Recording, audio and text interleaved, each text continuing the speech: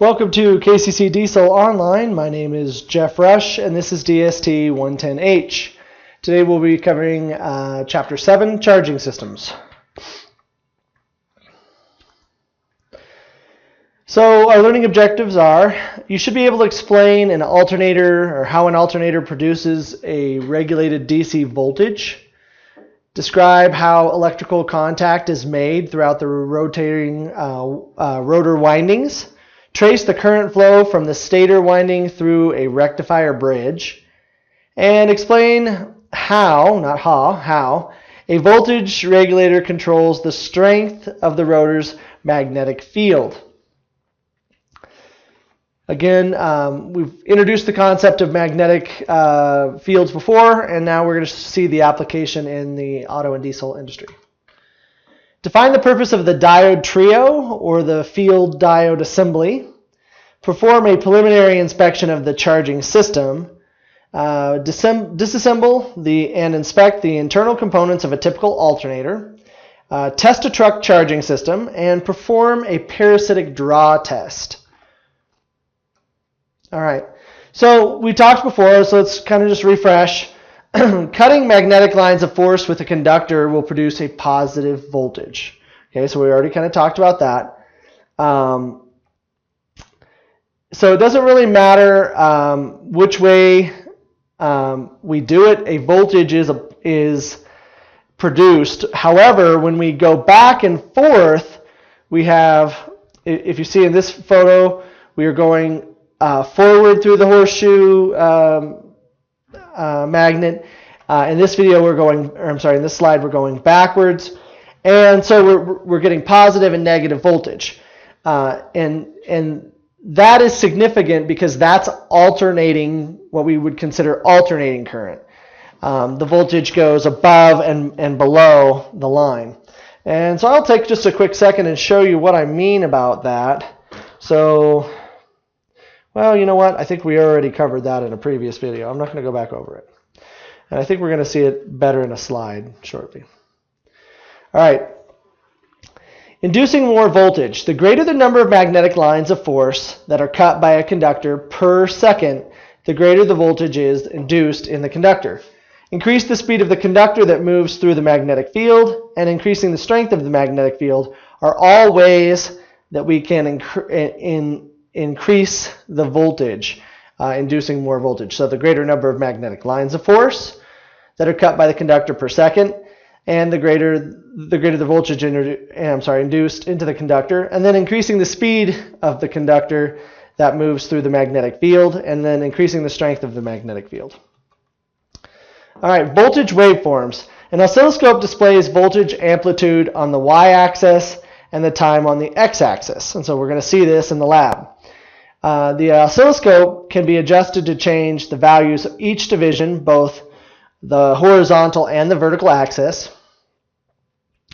120 volt AC, so that's VAC, 120 volts AC, from a wall socket would form a sine wave on the oscilloscope. The sine wave would alternate between positive and negative. This alternating polarity is where the term alternating current comes from. The voltage waveform, the number of times a sine wave repeats per second is called its frequency. And frequency is measured in hertz. Okay? So here's a simple alternator. You have your permanent magnets. You have your loop of wire. Okay? And it is spinning. And as it does, each one of these is cutting these magnetic lines of force. And then we have our slip rings here that will ride on these on this wire, this loop of wire, and we will induce voltage into our battery or our brushes, through our brushes right here. Okay, so that's how that's a very oversimplification, but you're going to see that it is truly that simple. Okay, a single loop rotating through a magnetic field is going to look a little bit like this.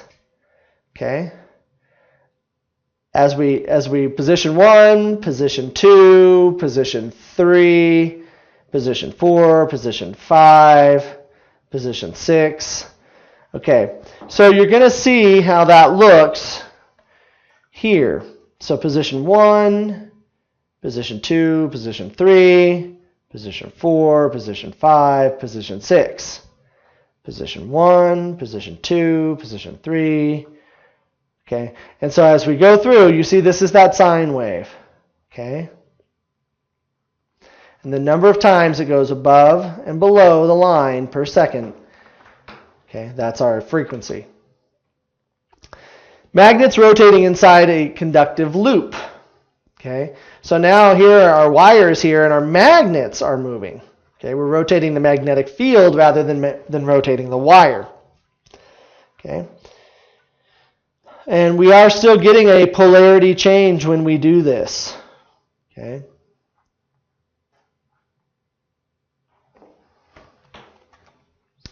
Field magnetic lines of force flow through the stator. Okay, magnetic field lines of force through a stator. So again, how we are running this north to south, south to north, but now we've got the iron frame. So the air path had high reluctance. The iron frame has low reluctance. And remember that reluctance, that word is synonymous with resistance. So when we see that, we're thinking resistance.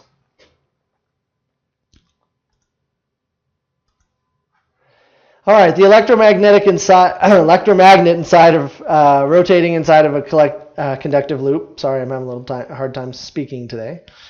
So again, this is what we're looking at. Okay, we've got our rotor, we've got our brushes, we've got our slip rings, and now we have our magnet on a shaft, and that magnet is moving, and the stator is stationary. Okay. All right.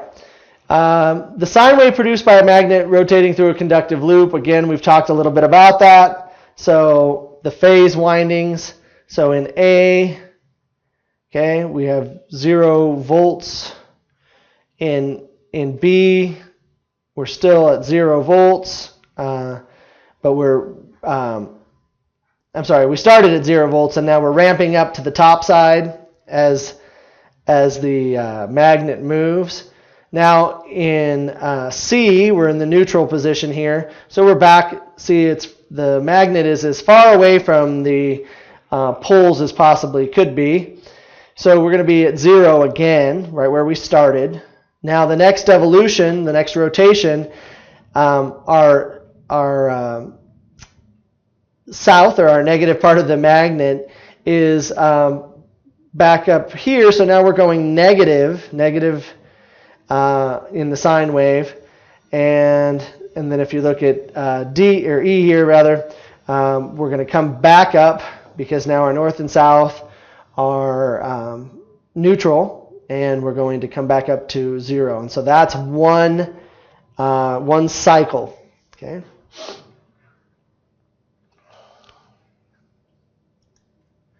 All right, 3-phase power. So we have an alternator in our vehicle, but we're using DC electrical. We're using direct current, but our alternator is doing just that. It's alternating current. So how we're going to figure out how to get alternating current back to direct current, and that's what we're going to do inside of our alternator. So 3-phase generators have 3 conductive loops. Each loop is placed 120 degrees apart. 360 divided by 3 is 120. Each loop will form a single wave voltage form with every revolution of the rotor. So we're going to see that a little bit. Okay, so 3 conductive stator output and sine waves. So here we have C and C1 and B and B1 and A and A1. So there are our 3 circuits. Okay, and our stator is going to be stationary on our alternator, and our rotor is going to rotate in the center of that. And this is what it's going to look like. You have A1, and then it's going to come down and be making this sine wave. You have B1, B making this one, and C1C making this line.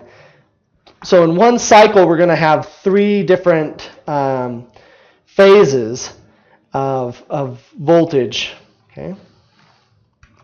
This will become a little bit more clear as we go. So here's phase A voltage, phase B voltage, and phase C voltage. Notice they're staggered in the time. They're staggered in the time phase on our oscilloscope. So this is our plus and minus, and this is our time here on the X. So this is what it's going to look like when you put them all together with our 3-phase sine waveform trace. Okay, and you'll get to see this down in the lab when we hook up the lab scope. All right, the delta Y wound stators are going to look like this when we put them on paper in our schematic, and a delta connection is going to look like this. Okay, on our schematics. It doesn't really matter which one we have. We just need to know which one we have when we're diagnosing. Okay, and they both function similarly, but with different designs. So two variations on the same theme. All right, so here's our rotor components. We've got our shaft. Okay, and this is typically the shaft that runs all the way through the alternator itself. We have our pole piece, we have our coil, and we have our other pole piece here. So we're going to have a negative and a positive pole piece, or a north and south pole piece. And our this is going to create our iron core, and this is going to create our windings, I should say. All right, so here they are put all together. So you've got your 2 pole pieces sandwiched, and you've got your windings inside.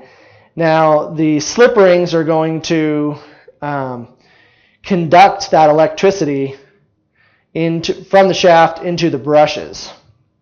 Okay, and this is what it looks like a little bit. And these are the magnetic fields that are being generated. Okay.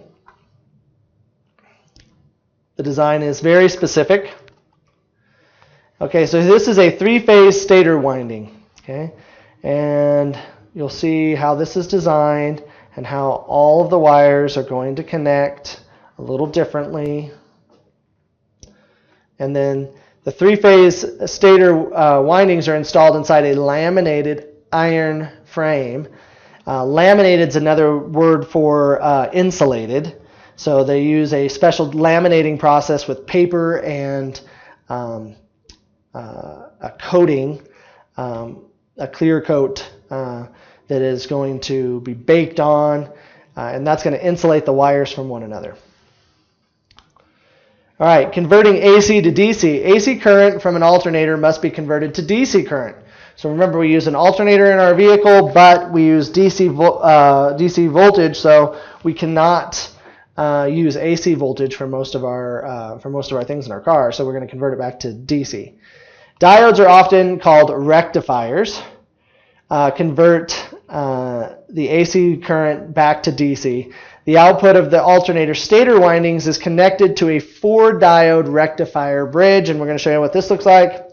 So here's our 4 diodes, okay? And the voltage is going to go through here and be washed. Now it's very difficult with this PowerPoint to show you what that looks like. We're going to have some videos later on in our series, and you'll get to see a little more clearly what this looks like. All right, full wave rectification. So we don't want the negative voltage. We do want the positive voltage. Okay, 0, because remember our voltage goes from 0 to 14, 15 volts, 0 to 16. We don't want the 0 to negative 16 down here. So when we rectify through those that rectifier bridge, we are trying to wash out all the bottom voltage here, all of the alternating current. We just want the positive part of the waveform. So if you follow this, we're going through one diode, we're going through the stator, we're coming back, and we're going through yet another diode to the battery. And same thing here, we're going through one diode, forward biased, we're going through the delta rectifier, or delta diode bridge, and we're coming, delta Y stator, and then coming back through and going through the negative side of the diode again and being washed out. So that's how we are washing our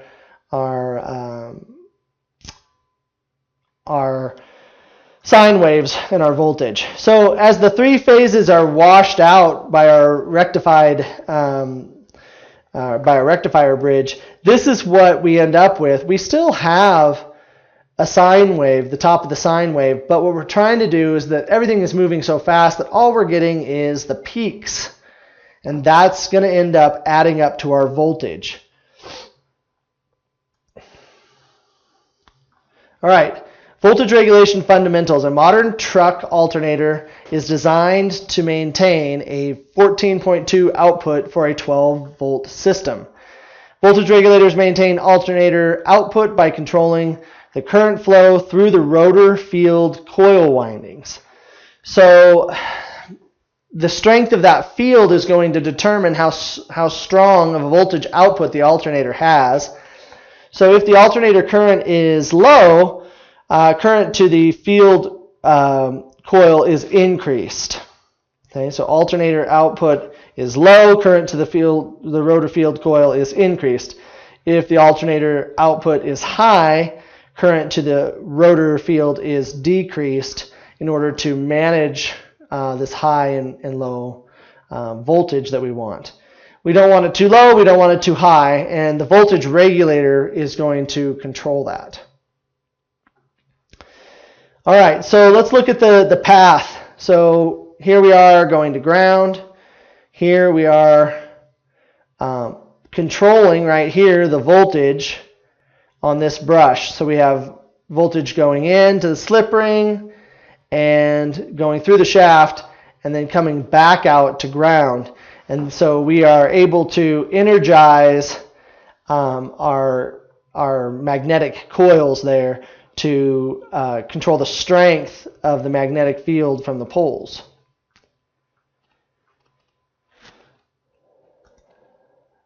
All right, modern truck voltage regulators use pulse width modulation to control current flow to the rotor field coil.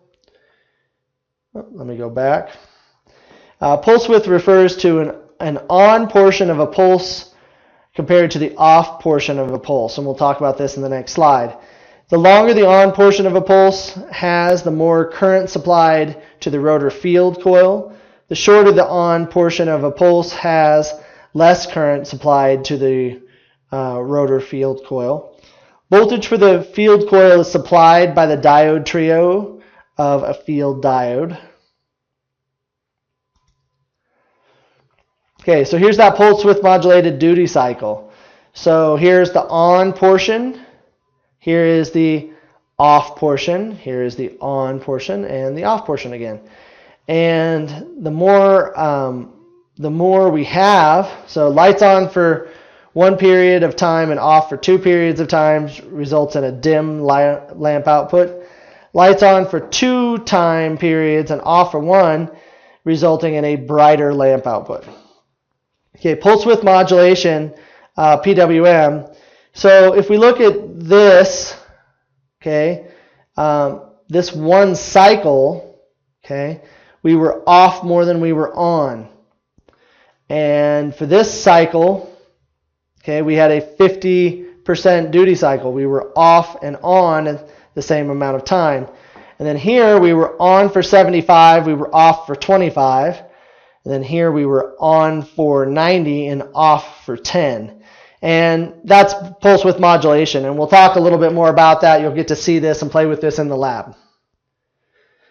All right, alternating terminals and circuits. Positive output terminal is insulated. Is the insulated terminal marked BAT or B plus and normally connected to the battery terminal of the started and battery positive.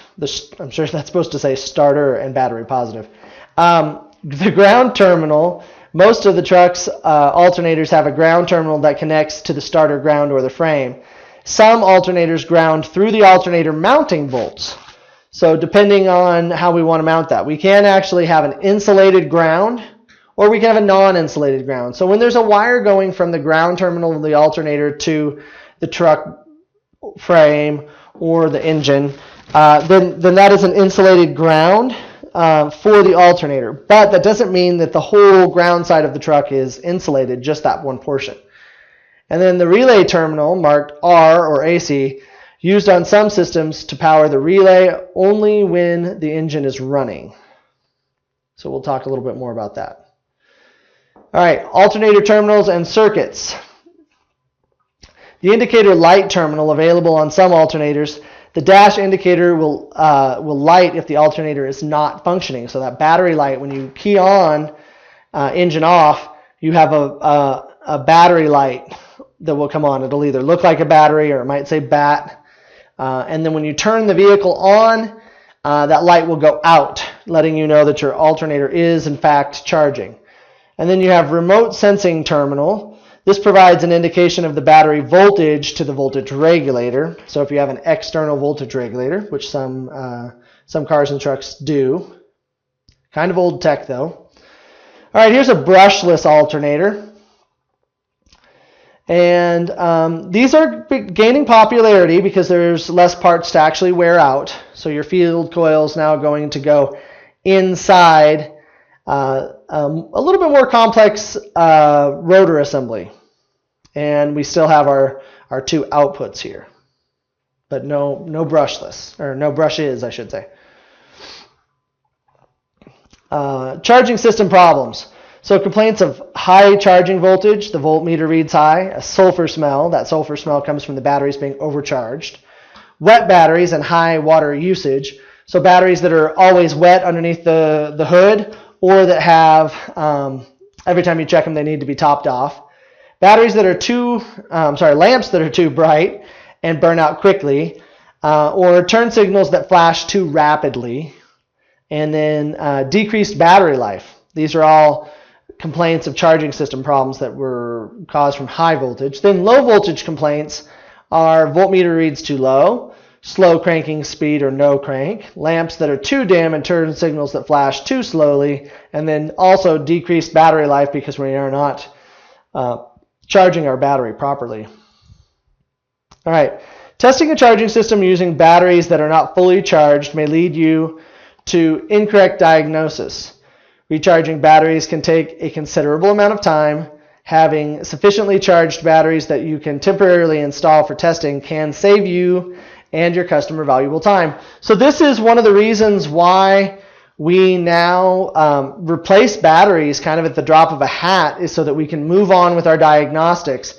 Otherwise, we would have to pull the battery out of the car, put it on the charger, push the car out, push the car in, push the truck out, push the truck in, transport our batteries from the parking lot to the charger, back and forth, instead of just simply replacing the batteries. So most people don't really want to pay the time for a technician to charge their batteries. They would rather have them replaced and have a warranty for the batteries and things like that.